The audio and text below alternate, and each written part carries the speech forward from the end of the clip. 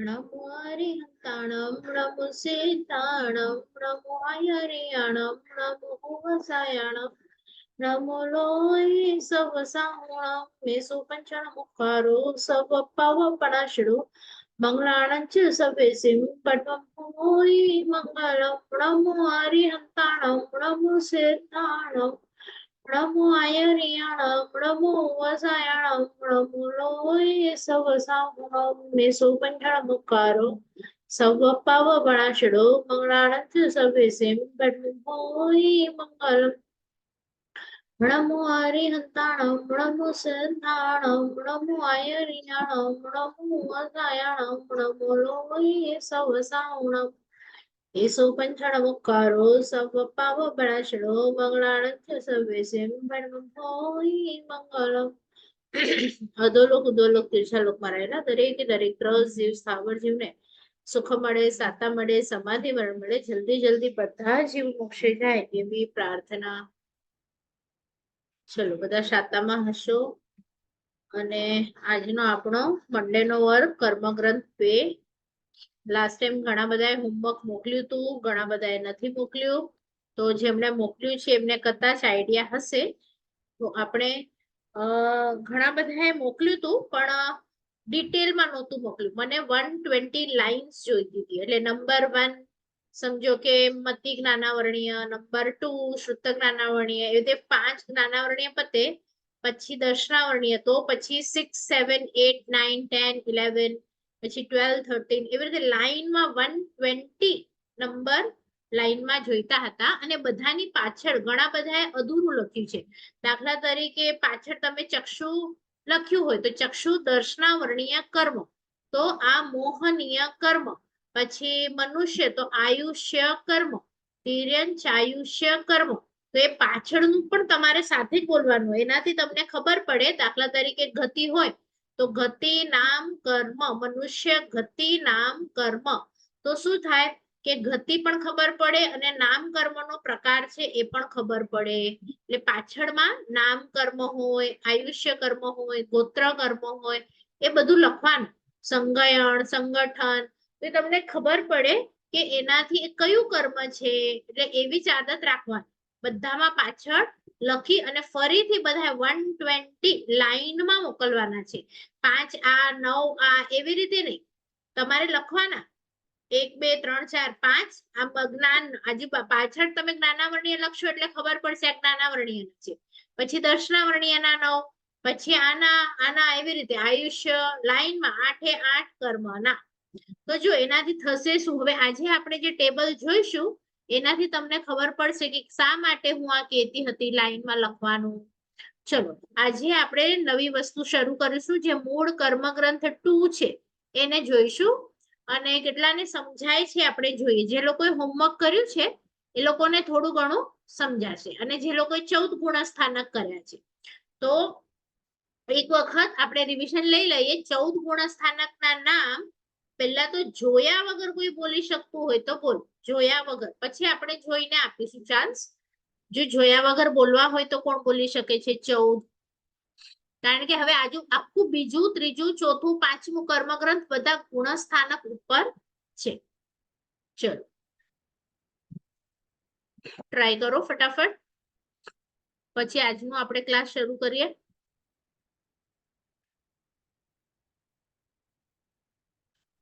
ચલો જોઈને બોલો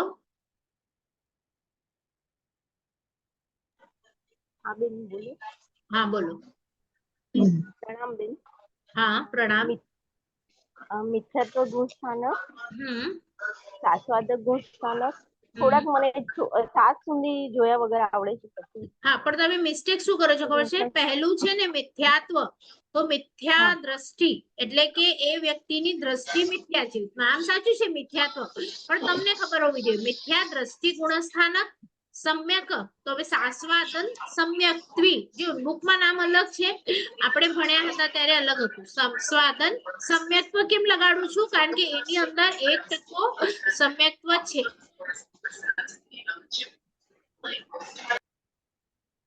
ખ્યાલ આવ્યું તમે બોલો છો એ બરોબર છે પણ સાથે એડિશનલ વર્ડ મેં જે લખાવ્યા હતા ને એ બોલવાના તો તમારું વધારે ક્લિયર થશે ચલો બોલો અને ન લખ્યા હોય એડિશનલ વર્ડ તો લખી લેજો. હા પછી લખી લઈશ બેન. હા હા ચાલશે પછી ચાલશે. હમણાં જેટલું ધ્યાન આવે છે એટલું બોલું છું. હા હા ચાલશે ચાલશે. મિથ્યા દ્રષ્ટિ ગુણ સ્થાનક.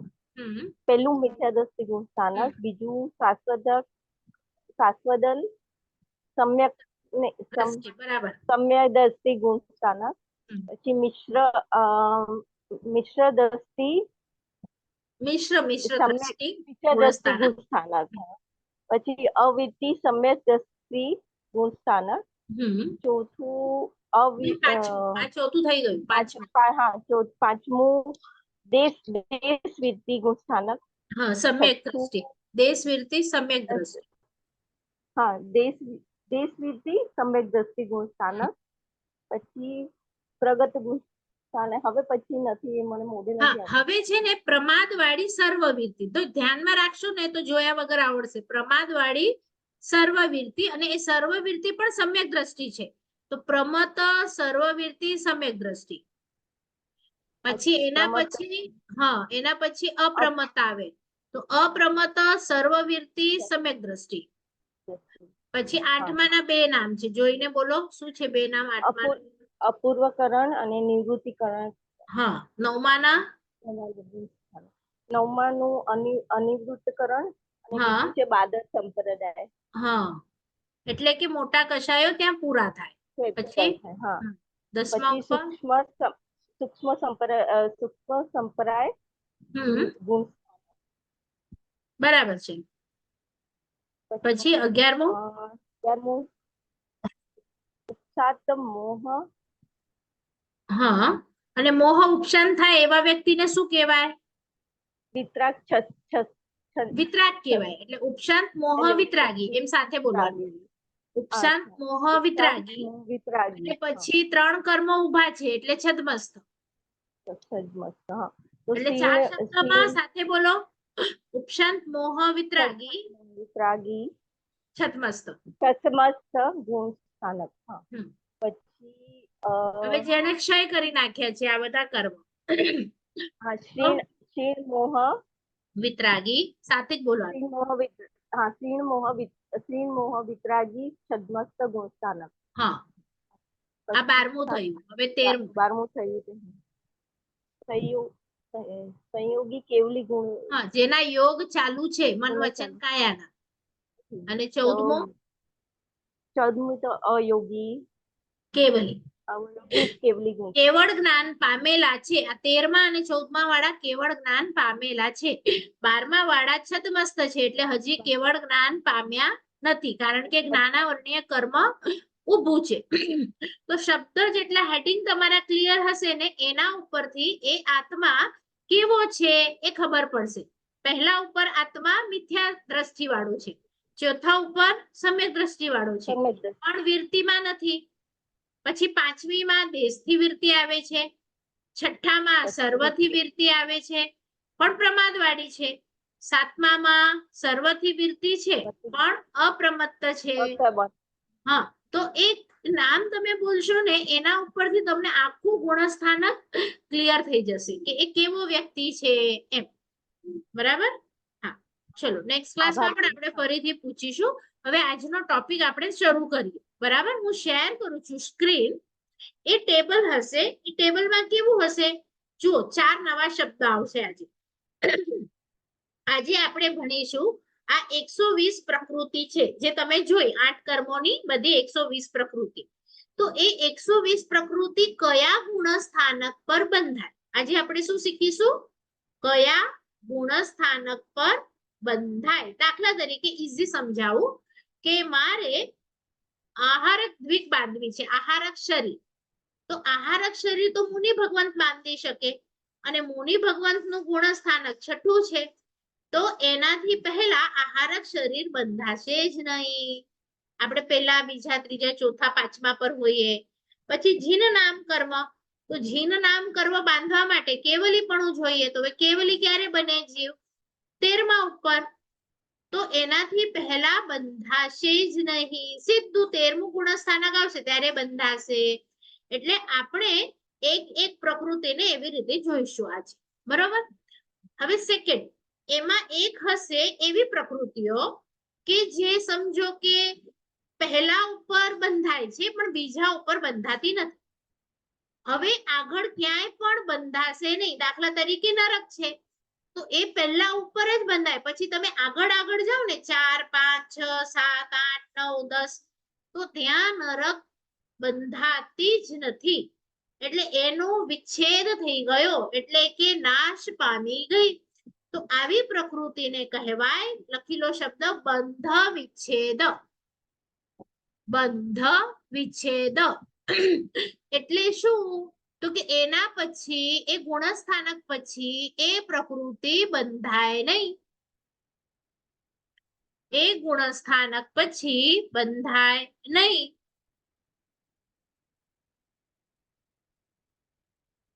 એને કહેવાય બંધ વિચ્છેદ. મુખ્ય ટોપિક બંધ છે કે કયા કયા ગુણસ્થાનક ઉપર કઈ કઈ પ્રકૃતિ બંધાય, એ બંધ. પછીનો શબ્દ આવ્યો બંધ વિચ્છેદ, એટલે કે આ ગુણસ્થાનક પછી આ પ્રકૃતિ બંધાય નહીં. હવે ત્રીજો શબ્દ છે અબંધ. અબંધ. અબંધ એટલે કેવું હોય કે હમણાં નથી બંધાતી પણ થોડી વાર પછી બંધાશે. સમજાયું? હવે સમજો કે આહારક શરીર છે તો પહેલા ઉપર બંધ વિચ્છેદ ન કહેવાય. પહેલા ઉપર અબંધ, બીજા ઉપર અબંધ, ત્રીજા ઉપર અબંધ. કેમ કે આ બધા ગુણસ્થાનક ઉપર બંધાતી નથી, પણ તમે વિચ્છેદ શબ્દ વાપરો તો એનો અર્થ થાય કે પછી પણ નહીં બંધાય, પણ આ પછી તો છઠ્ઠા અને સાતમા ઉપર તો બંધાવાની છે. તો એને પહેલા ગુણસ્થાનક ઉપર આપણે શું કહીશું? અબંધ. હમણાં બંધાતી નથી પણ પછી બંધાશે. ડેફિનેશન લખી લો. હમણાં બંધાતી નથી પણ પછી બંધાશે. તો એને આપણે ટેબલમાં રાઈટ સાઈડ લખીશું, કારણ કે હમણાં નથી બંધાતી પણ પછી બંધાય છે. બરાબર? અબંધ વિચ્છેદ અને અબંધ આ બે નવા શબ્દ છે, બધાને સમજાયા?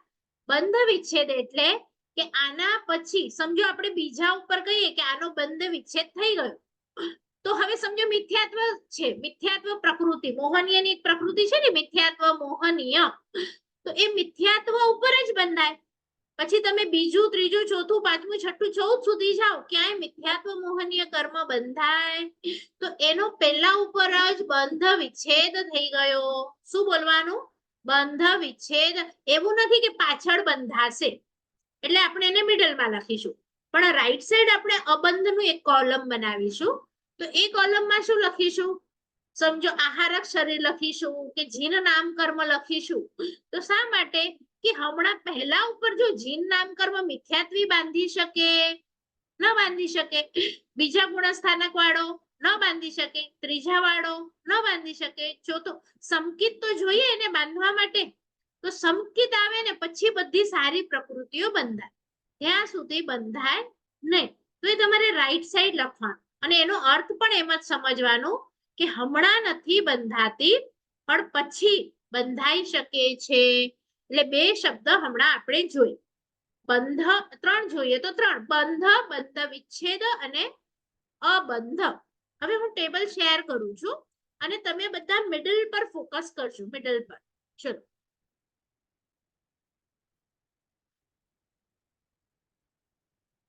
આ ટેબલ હું સ્ક્રીન શેર કરીને ગ્રુપ ઉપર મોકલાવીશ. હમણાં આપણે એને કેવી રીતે બોલવાનું એ આપણે શીખીશું. બરાબર? તો આમાં કેવું છે જુઓ, ઉપર છે ઓગ, તો ઓગ નો મીનિંગ લખો જનરલી. ઓગ નો મીનિંગ લખો જનરલી, એટલે કે જનરલી બાજુમાં જુઓ 120 આંકડો છે તો 120 પ્રકૃતિ આપણે બાંધીએ છીએ. જનરલી 120 જે યલો લાઈનમાં છે એ. બેન થોડું ઝૂમ થઈ શકશે? શું થયું? થોડું ઝૂમ થઈ શકશે આમાં હજી મોબાઈલ મોટું? માટે? અચ્છા અચ્છા, ઓકે, કઈ વાંધો નહીં. હું મોબાઈલ થી છે ને આપણા ગ્રુપ ઉપર મોકલાવું છું. ઝૂમ એક સેકન્ડ ટ્રાય કરું છું, કદાચ નહીં થાય. હવે હા હા હા. ઓકે. હજી બેન જરાક થાય પેલા છે ઝૂમ. નહીં નહીં, એ તો થાય છે, પણ તમને દેખાય છે?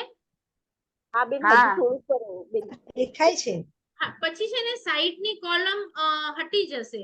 દેખાય ના દેખાતી દેખાય છે બેન બરાબર. સાઈડમાં બધું દેખાય. ઓકે ઓકે, ચલો. તો ઓગે એટલે જનરલી 120, બરાબર. હવે જો ફર્સ્ટ લાઈન લખ્યું છે મિથ્યાત્વ, તો ત્યાં શું લખ્યું છે કે મિથ્યાત્વ ઉપર જીવ 117 જ બાંધે. તો કઈ 3 ન બાંધે? તો રાઈટ સાઈડ લખી છે કે મિથ્યાત્વ હોય ત્યારે આપણે જીન નામ કર્મ ન બંધાય, અને આહારક ની બાજુમાં 2 લખ્યું છે એટલે કે આહારક દ્વિક. તો હવે પેલા કર્મ ગ્રંથમાં આપણે દ્વિક અને ત્રિક શબ્દ સમજી ગયા હતા કે કેવી રીતે છે દ્વિક અને ત્રિક. તો 2 એટલે આહારક શરીર અને આહારક અંગોપાંગ. તો આવી રીતે 3 પ્રકૃતિ જીવ પહેલા ઉપર બાંધતો નથી. એટલે કેટલી બાંધે છે? તો કે 117. હવે તમે ધ્યાનથી જોજો હું શું બોલું છું.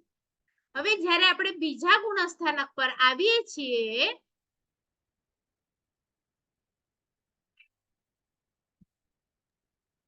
બેન હા, પેલાનું ફરીથી બોલો ને, કયા નથી બાંધતા?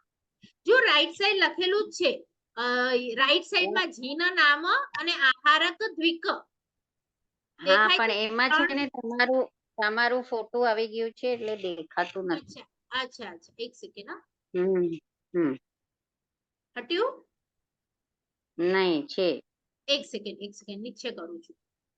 હમ ઓકે, હમણાં લખી લો તમે, પછી હું ફોટો મોકલાવીશ ને. હા હા હા. ચલો, એના પછી છે બીજામાં 101 દેખાય છે બધાને? સાસ્વાદન પર 101. આ મેં છે ને લાસ્ટ ટાઈમ હા. તમને શું કરવા માટે પણ આપ્યું હતું કે મિથ્યાત્વ ઉપર આપણે હા. 117 બાંધીએ છીએ, સાસ્વાદન ઉપર 101 બાંધીએ છીએ, બરાબર? એ તો બધું લખેલું છે. હા હા, હવે આપણે શું જોઈએ છે, જો મારે હવે શું સમજાવવું છે, ધ્યાનથી સાંભળજો. આપણે જો ઓકે પહેલા ઉપર 117 બાંધીએ છીએ અને બીજા ઉપર 101 બાંધીએ છીએ, એનો મતલબ આપણે કેટલી પ્રકૃતિ નથી બાંધતા બીજા ઉપર? 16. બરાબર, રાઈટ આન્સર. તો કઈ 16 નથી બાંધતા? તો એનો જવાબ બાજુમાં લખેલું છે. જો નરક 3, પછી નરક 3 એટલે નરક, હા હું કહું છું શું, પછી જાતિ 4, પછી સ્થાવર 4, પછી નપુંસક, વેદ, મિથ્યાત્વ, મોહનીય કર્મ, હુંડક, છેવઠ્ઠું અને આ તપ. આ 16 પ્રકૃતિ આપણે પહેલા ઉપર બાંધીએ છીએ, પણ આપણે બીજા ઉપર આવીએ તો બાંધતા નથી. હવે જો આમાં શું છે, આપણે જાતિ 4 વગેરે આપણે કર્મગ્રંથ 1 માં શીખ્યા હતા કે જ્યારે પણ 4 જાતિ આવે તો તમારે શું લેવાનું? તો એકેન્દ્રિય જાતિ, બેન્દ્રિય જાતિ, કેન્દ્રિય જાતિ અને ચૌરિન્દ્રિય જાતિ, કારણ કે પંચેન્દ્રિય હજી જીવ બાંધી શકે છે. પછી સ્થાવર 4. તો હવે હું તમને નહીં કહું સ્થાવર 4, તમારે કર્મગ્રંથ 1 માં જવાનું, ત્યાં સ્થાવરની પછી કઈ 4 વસ્તુઓ લખેલી છે એ જોવાની. આમ તો હું તમને બધું સમજાવીશ, પણ હમણાં ખાલી આપણે બેઝિક આજે લઈએ છીએ કે બીજા ઉપર જીવ કેટલી બાંધે છે, તો કે 101. અને કેટલી નથી બાંધતો? તો 16 નથી બાંધતો. અને કઈ 16 નથી બાંધતો? તો આનો તમને હું પૂછું કે બીજા ઉપર કઈ નથી બાંધતો, તો તમારે કહેવાનું નરક નથી બાંધતો, એ બધું પેલા ઉપર બંધાય. જાતિ 4 નથી બાંધતો, એ પણ પેલા ઉપર. એટલે જીવ મિથ્યાત્વી હોય ને તો 117 બાંધે. પણ તમને બેનિફિટ શું થઈ ગયો? તમે બીજા ઉપર જાઓ તો તમે માત્ર 101 બાંધો. હવે જો કોઈક જીવ હજી ઉપર ચડે, ત્રીજા ઉપર ચડે, તો પછી 74 જ બાંધે છે. તો પછી કઈ નથી બાંધતો? તો તિર્યંશ પણ નથી બાંધતો, હિણદ્રી 3 પણ નથી બાંધતો, દુર્ભગ 3 પણ નથી બાંધતો. જો કઈ કઈ છે આપણે પછી જોશું, હમણાં હું ખાલી લાઈન જ વાંચું છું. અનંતાનુબંધી 4 નથી બાંધતો. તો પછી હવે તમારે સમજવાનું 4 લખ્યું છે તો ક્રોધ, માન, માયા, લોભ, કારણ કે આપણે ડિટેલમાં ઘણું બધું ન લખી શકીએ. પછી મધ્યમ સંસ્થાન. તો હવે મધ્યમ સંસ્થાન કેમ કીધું? કારણ કે જો જે છેવટઠું શબ્દ છે જે હુંડક શબ્દ છે એ પહેલામાં આવી ગયા, તો એ છેલ્લું ઉપરથી નીકળી ગયું છે. હવે શું નીકળે છે? મધ્યમ ચાર. જો ટોટલ સંસ્થાન 6 છે. જેને હોમવર્ક કર્યું હશે એને ખબર છે. તો છેલ્લું સંસ્થાન છે તે પહેલામાં બંધાય છે, પણ બીજા ઉપર બંધાતું નથી. પછી 4 અહીંયા નીકળી ગયા, અને પછીનું સારામાં સારું સંગયણ જુઓ, 5મા ઉપર નીકળે છે વજ્ર વૃષભ નારાચ સંગયણ. એટલે તમે પહેલા ઉપર છો તો બધા સંગયણ બંધાય છે. તમે જ્યારે ત્રીજા ઉપર આવ્યા તો હવે તમે 4 સંસ્થાન બાંધશો નહીં. સારામાં સારું છે એ બાંધો છો, પણ ખરાબ વસ્તુઓ છે એ પેલા નીકળતી જ હશે. જુઓ, પેલા નરક નીકળી ગયું, પછી તમે ત્રીજા પર આવ્યા તો તિર્યંજ પણ નીકળી ગઈ. હવે તિર્યંજ પણ જીવ બાંધતો નથી. હવે તમે ચોથા ઉપર આવ્યા તો ચોથા ઉપર જુઓ, જીવ 77 બાંધે છે. અરે આ શું થઈ ગયું? કેમ 3 વધી ગઈ? તો અહીંયા કે છે ઉપર જુઓ 74 આંકડો હતો, પણ હવે 77 કેમ થયો? કારણ કે હવે જીવ 77 માં જીના નામ બાંધી શકશે, જે પહેલા બીજા ત્રીજામાં બંધાતું નહીં હતું. અને હવે ફરીથી હું ત્રીજા ઉપર જાઉં છું કે ત્રીજા ઉપર રાઈટ સાઈડ તમે જુઓ, મનુષ્ય આયુ અને દેવ આયુ લખેલું છે રાઈટ સાઈડ. તો ત્યાં કેમ લખેલું છે? કારણ કે કોઈ પણ જીવ ત્રીજા ગુણસ્થાનક પર આવે તો કોઈ પણ આયુષ્ય બાંધી શકે નહીં. કેમ ન બાંધી શકે? તો કારણ કે આયુષ્ય બાંધવા માટે આપણા આત્મામાં ગોલના પરિણામ જોઈએ, અપ એન્ડ ડાઉન, રાગ અને દ્વેષ એમ થવું જોઈએ. તો આ મિશ્ર ગુણસ્થાનક એવું છે કે ત્યાં આપણા આત્મામાં ગોલના પરિણામ નથી. એટલે જે જીવ ત્રીજા ઉપર હોય એ મરી શકે નહીં, અને મરી શકે નહીં માટે આયુષ્ય બાંધી શકે નહીં. તો તમને મરો ત્યારે કાં તો શુભ ભાવ જોઈએ, કાં તો અશુભ ભાવ જોઈએ. પણ ત્રીજાના ભાવ કેવા છે? મિશ્ર. એટલે નથી શુભ નથી અશુભ. એટલે ત્રીજા ઉપર કોઈ મરે નહીં, તો 4 આયુષ્ય બંધાય નહીં. પણ આપણે નરક આયુષ્ય બીજામાં કાઢી નાખ્યું છે, તિર્યંચ આયુષ્ય આપણે ત્રીજામાં કાઢી નાખ્યું છે. એટલે એ લોકો વિચ્છેદ પામી ગયા છે. જો આ શબ્દથી તમને બરાબર ખબર પડશે કે નરક આયુષ્ય પહેલા પર બંધાય છે, બીજામાં વિચ્છેદ થયો. તિર્યંચ આયુષ્ય ત્રીજા ઉપર વિચ્છેદ થઈ ગયો. પણ હજી બે આયુષ્ય આપણે અબંધમાં લખ્યા છે. કેમ અબંધમાં લખ્યા છે? કારણ કે એનો બંધ વિચ્છેદ નથી થયો, એ પાછળ બંધાશે, અને હમણાં ખાલી બંધાતી નથી. તો આ થોડું અઘરું છે. હું સ્ટોપ કરું છું શેરિંગ અને તમને ફરીથી શીખવાડું છું. ચલો, આપણે એક ટેબલ જોયું હમણાં. આ ટેબલનું પીડીએફ હું હમણાં ગ્રુપ પર મોકલું છું. જે 10 મિનિટની રિસેસ આવશે એમાં તમારે એ ટેબલ જોવાનું રહેશે.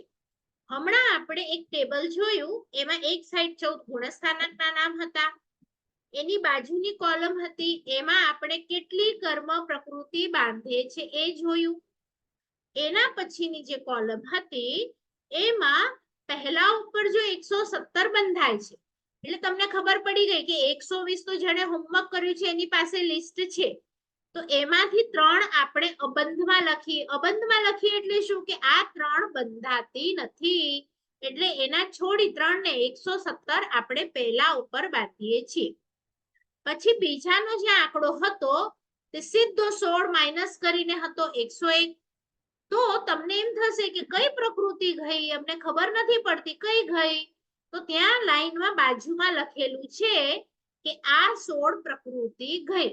કારણ કે આ જે 16 પ્રકૃતિ હતી તે આત્મામાં મિથ્યાત્વ હોય તો જ બંધાય. હવે બીજા ઉપર મિથ્યાત્વ નથી, તો મિથ્યાત્વ નથી તો આ બધી પ્રકૃતિ બંધાશે નહીં. એનો મતલબ હું તમને પૂછું કે મિથ્યાત્વના કારણે કઈ કઈ પ્રકૃતિઓ બંધાય છે, તો એ જે લિસ્ટ હતું ને 16 નું, એ તમારે બોલવાનું કે મિથ્યાત્વી જીવ નરક પણ બાંધે, મિથ્યાત્વી જીવ એમાં જે લખેલું છે ને છેલ્લું સંઘયણ, છેલ્લું સંસ્થાન, એ બધું મિથ્યાત્વી જીવ ખરાબમાં ખરાબ બધી વસ્તુઓ બાંધે. પણ એક વખત જીવ બીજા ઉપર આવી ગયો તો જો એ તિર્યંચ બાંધે છે, એ નારકી બાંધતો નથી. તમે લાઈન જોઈ હતી, તિર્યંચ 3 હતું. તો એનો મતલબ કે હવે ઉપરની જે પ્રકૃતિઓ હતી એ પાછળ કોઈ પણ ગુણસ્થાનક પર બંધાતી નથી. પણ એવું થઈ શકે કે જીવ 11મા પર જાય ત્યાં સુધી નરક ન બંધાય, ન બંધાય, ન બંધાય. પણ જો 11માંથી પડે અને પહેલા ઉપર આવે તો ફરીથી પહેલા ઉપર બંધાઈ શકે કે ન બંધાઈ શકે, નરક વગેરે 16 કે બંધાઈ શકે. બરાબર, પણ હમણાં બીજા ત્રીજા ઉપર બંધાતી નથી. બરાબર, આપણે સમજાવવાનો એક પોર્શન પૂરો કર્યો. હા કવિતાબેન બોલો. મીના હમણાં લખવાનું છે બધું? ના ના, હમણાં ખાલી સમજવાનું છે. Okay okay. પછી આજનો ક્લાસ બીજો પણ પૂરો થશે ને ત્યારે આ જે ટેબલ મેં આપ્યું છે ને પીડીએફ તમને જે મોકલાવું છું એ તમારે લખીને રેડી રાખવાનું છે. પણ તમે લખી નહીં શકો જ્યાં સુધી તમે સમજી નહીં શકો. એટલે આજે હમણાં બરાબર. 2 ક્લાસમાં સમજણ લેશું કે કેવી રીતે છે. એટલે આપણે જો પહેલી લાઈન પહેલા સમજી લીધી, સ્થાનકના નામ. પછી ગયા ક્લાસમાં મેં બીજી લાઈનનું બી હોમવર્ક આપ્યું હતું કે પેલાની સામે આપણે કેટલી પ્રકૃતિઓ લખીએ છીએ. તો ઘણા લોકોએ લખ્યું છે, ઘણા લોકોએ નથી લખ્યું. તો જેણે લખ્યું છે એને થોડી આઈડિયા આવશે. બરાબર, પણ આ કેવી રીતે લખવાનું અને શું વિચારવાનું લખતી વખતે એ પ્રોપર બધાએ બીજા ક્લાસમાં બોલવાનું છે. બરાબર. હા ઓકે બેન, હમણાં ઘણા વખતથી એબ્સન્ટ છું ને તો હજી આગળના જોયા નથી વિડિયો. Okay okay. એટલે હા ના ના, હા ઈ જોવા ભલે. પડશે તમારે. આમાં પછી હા હા ના, હમણાં ચાલુ કર્યું છે, આજે સવારના પણ એક જોયું. હા હા હા, ઓકે. જોઈ લેજો જોઈ લેજો. આ તો ખાલી હમણાં કેવી રીતે ટેબલ જોવાનું ને એ તમને ક્લિયર થશે થોડું. જો આ બીજો કર્મગ્રંથ છે એમાં આપણે જે હમણાં ટેબલ જોયું ને એમાં આપણે શું જોવાનું કે આમાં કયા ગુણસ્થાનક પર કઈ પ્રકૃતિઓ બંધાય છે. આ આખું ચેપ્ટર પૂરું થશે ને એના પછી સેકન્ડ પાર્ટ આવશે કે કયા ગુણસ્થાનક પર કઈ કઈ કર્મ પ્રકૃતિનો ઉદય હોય છે. એના પછી આવશે બંધ, ઉદય, ઉદીર્ણા અને સત્તા. એટલે ટોટલ આપણે આવા 4 ટેબલ સેકન્ડ કર્મગ્રંથમાં જોવાના છે. ખ્યાલ આવ્યો બધાને? તો આપણે પહેલો જ હમણાં જોઈ રહ્યા છીએ અને એને ઘણો સમય લાગશે અને પછી આપણે ગાથાઓ સ્ટાર્ટ કરીશું. હમણાં આંબિલની ઓડિયો ચાલુ છે એટલે આપણે એમાં જે ગાથાઓ રહેલી છે એનો અસંખ્યાય કાળ છે. તો હમણાં આપણે કરી શકીશું નહીં, પણ આપણને ટેબલની સમજણ લેવી હોય તો આપણે લઈ શકીએ છીએ. એટલે નેક્સ્ટ મંડે આ જે ટેબલ છે એની જે પણ ગાથાઓ છે એ ગાથાઓથી આપણે જોઈશું. બરાબર, તો સેકન્ડ કર્મગ્રંથમાં બંધનો એક આખો ટેબલ તમારે બાયહાર્ટ કરવાનું છે. પહેલા ઉપર કઈ હોય, બીજા ઉપર કઈ હોય, ત્રીજા, પણ તમે સમજશો તો પાકું કરવાની જરૂર નહીં પડે. જો આપણે કેવી રીતે જોયું હમણાં કે નરક હોય એ પહેલા ઉપર જ બંધાય છે, પછી નથી બંધાતી. પછી તિર્યંચ છે એ ત્યાં પાછળ બંધાય છે, પછી નથી બંધાતી. અને જીવ ચોથા ઉપર આવી જાય, સમકીતી થઈ જાય તો આપણો જેવો મનુષ્ય છે એ કઈ ગતિ બાંધે? તો દેવ. તો એની માટે દેવનું હજુ બધું ખુલ્લું છે. અને જો ચોથા ઉપર કોઈ દેવ હોય, હમણાં દેવલોકમાં દેવ છે, સમ્યક્વી છે, ઇન્દ્ર મહારાજા, તો એ શું બાંધે? તો એ મનુષ્યપણું બાંધે. એટલે દેવ અને મનુષ્ય ચોથામાં ખુલ્લા છે. કેમ ખુલ્લા છે? કારણ કે ચોથા ઉપર રહેલા કે એનાથી ઉપર રહેલા જીવો આ બે જ ગતિઓ બાંધી શકે. એના સિવાયની મનુષ્ય હોય તો કમ્પલસરી દેવ બાંધે, એ મનુષ્યપણું ન બાંધી શકે. અને દેવ હોય એ કમ્પલસરી મનુષ્યપણું બાંધી શકે, એ દેવપણું બાંધી ન શકે. તો માટે આ બે આયુષ્ય ખુલ્લા છે, પણ બે આયુષ્ય બંધ થઈ ગયા. તો એક એક ને આપણે લોજિક સાથે સમજીશું તો તમને ગોખવું નહીં પડે. એટલે હમણાં હું તમને બધાના લોજિક જ બતાડું છું અને મીટિંગ આપણી કદાચ 2-4 મિનિટમાં પૂરી થશે તો આ પીડીએફ હું તમને ગ્રુપ ઉપર નાખું છું. પછી બીજો ક્લાસ પણ પૂરો થાય, હમણાં ખાલી જોજો એ ટેબલ ને, કદાચ અહીંયા તમને બરાબર ન દેખાતું હોય તો. અને પછી 2 ક્લાસ પૂરા થાય તો સાંજે બધાએ આ ટેબલ બનાવવાનું છે અને પછી એને જોવાનું છે. અને રોજે આંકડા ગણીને જોવાનું છે કે પહેલા ઉપર કઈ બંધાય, બીજા ઉપર કઈ બંધાય, ત્રીજા ઉપર કઈ બંધાય, ચોથા ઉપર. તો જે સામેનું ટેબલ છે ને એ ખાલી મારે એટલું જ કહેવું છે કે મેં જે હિન્ટ આપી છે વચ્ચે એ બંધાતી નથી એમ તમારે બોલવાનું છે. નહીં તો તમે શું કરશો, જો ક્લાસ અટેન્ડ નહીં કરશો ને ખાલી ટેબલ લેશો તો આ બંધાય છે એવું તમને લાગશે. તો બંધાય છે નહીં, આ બંધાતી નથી એનું આન્સર લખેલું છે ટેબલમાં. એટલે તમારે બોલવાનું પહેલા ઉપર નરક બંધાય છે પણ બીજા ઉપર બંધાતી નથી, બીજા ઉપર બંધાય છે તિર્યંચ પણ ત્રીજા ઉપર બંધાતી નથી. એટલું ખાલી તમારે આના પછીનો જે ક્લાસ આવશે હમણાં 10 મિનિટ પછી એમાં બધાએ જોઈને, આપણે ટેબલ શેર કરેલું હશે, તમારે એમાંથી બોલવાનું છે. બરાબર. હમણાં હું મધ્યમ સંસ્થાન 4 નહીં સમજાવું, કારણ કે જે લોકોએ 6 સંસ્થાન લખ્યા હશે તો પહેલો છે એ છેલ્લા સુધી બંધાય છે, પણ વચ્ચેના 4 છે તે અમુક ગુણસ્થાનક પર નીકળી ગયા. છેલ્લું સંસ્થાન, છેલ્લું સમગણ એ બધા ખરાબ છે, તો એ તો સ્ટાર્ટિંગમાં જ નીકળી ગયા. તો એ તમને ખબર હોવી જોઈએ. હવે જે બેસ્ટ વસ્તુ છે ને એ બધી નીચે સુધી બંધાશે અને ખરાબ વસ્તુઓ છે તે માત્ર ઉપર સુધી બંધાશે. એટલે તમને ખબર પડશે કે આપણે બધાએ મિથ્યાત્વથી સમ્યક્ત્વ તરફ જવા શાસ્ત્રકાર ભગવાન તો આટલું જોર શા માટે મૂકે છે કે હે જીવ તું ચોથા ઉપર જા, તો જો તારી કેટલી બધી પ્રકૃતિઓ બાંધવામાં ઓછી થઈ જશે, તું પહેલા ઉપર રહેશે તો આટલી તો તું બાંધે જ છે. તો આટલી બધી બાંધવી છે કે થોડી ઓછી બાંધવી છે, કારણ કે ઓછી બંધાશે તો તોડવી પણ ઓછી પડશે. તો સમ્યક્ત્વી આપણે થઈ જઈએ ને તો ઘણી એવી બંધાતી જ નથી અને બંધાતી નથી માટે આપણને તોડવી ન પડે. ખ્યાલ આવ્યું બધાને? કે શા માટે આપણે બેન કઈ બુકમાંથી? એટલી મહેનત કરતા હતા, શા માટે આપણે 120 પાછળ આટલી મહેનત કરીએ છીએ, શા માટે આપણે 14 ગુણસ્થાનકના નામ પાકા કરવાની મહેનત કરીએ છીએ. અને ત્રીજું કર્મગ્રંથ તમને શોર્ટમાં સમજાવું તો હમણાં બીજું છે ને બધા માટે સાથે છે, એ દેવ હોય, નારકી હોય, તિર્યંચ હોય, મનુષ્ય હોય. પણ ત્રીજા કર્મગ્રંથમાં મનુષ્ય માટે અલગ, મનુષ્યના 14, પછી દેવ માટેના 14 અલગ, પછી તિર્યંચ માટેના 14 અલગ અને નારકી માટેના 14 અલગ. તો આવી રીતે તમારે દરેક વ્યક્તિ માટે અલગ ટેબલ બનાવવાના હશે. પણ બીજામાં કોમન જ એક જ, એટલે ટોટલ 4 જ ટેબલ તમારે શીખવાના છે, બંધ, ઉદય, ઉદયના સત્તા. પણ પછી ત્રીજામાં એક બંધ, એટલે જેટલા છે ને બધા માટે શીખવાનું છે. ઉદય પણ બધા માટે, ઉદયના પણ બધા માટે, સત્તા પણ બધા માટે. ખ્યાલ આવ્યું બધાને?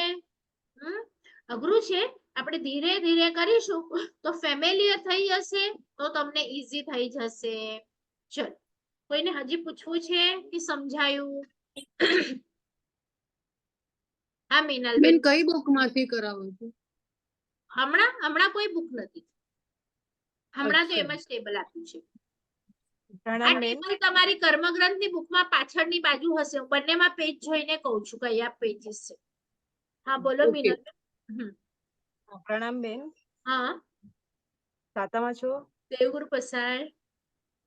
અચ્છા બેન, તમે કીધું ને 3 તિર્યંચ ગતિ બાંધે છે કરીને, હા ત્રીજા ઉપર 3 નહીં, તિર્યંચ ની 3 પ્રકૃતિ બાંધે છે.